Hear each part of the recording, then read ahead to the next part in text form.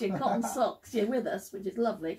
Buongiorno, shall I say? Buongiorno. Buongiorno. Yes, it's before noon. It's still Phew. contemplating time. That's good. It's the only Italian word I know, Frank. So thank goodness it was the right one. Yes.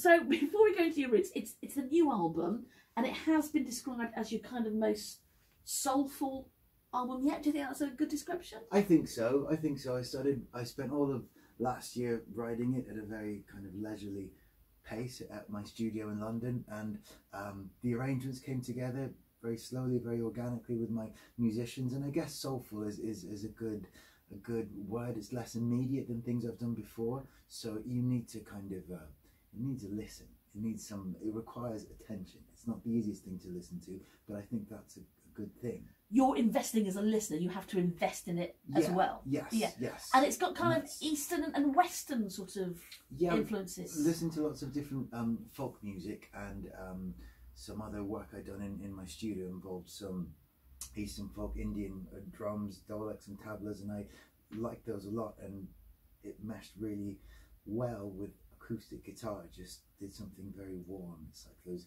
ingredients that you put together, and sometimes they fit really well and you surprise yourself. Sometimes you don't, and you just don't cook it for other people. Just cook it for It's just me thinking, I'm never making that again, but it sounded so good. So all the ingredients coming together, is there a common link then between the songs on Night Songs? Is there Night Songs, the night in the album and the songs is just that moment of reflection, which I'm finding more space for in my life, and that's coming across in the music. So maybe it's the same for other people as well. I don't know. And it has to, as you say, it's taken a while. You were working on this last year, weren't you? Yeah, so all of you. Because the one I did before this album, The Marvel Age, that was like I had a real kind of plan, and I had lists and things that needed checking off, and I wrote lots of emails and things. And this one, I just wanted to kind of enjoy the music, enjoy making it, and really just finding out about myself making it. And I think that hopefully makes me a more just a stronger person that knows a little bit more about himself and his surroundings. That's what music is about.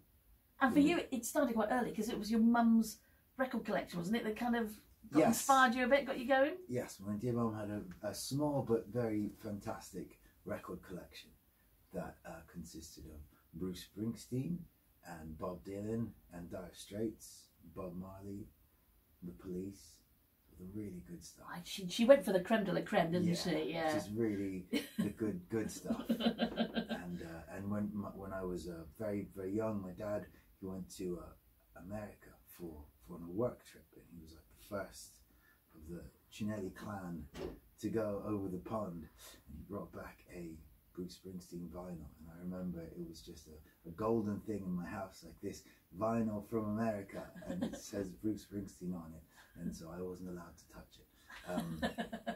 And my mum's given me all her records apart from that one, so she said I can't have that one.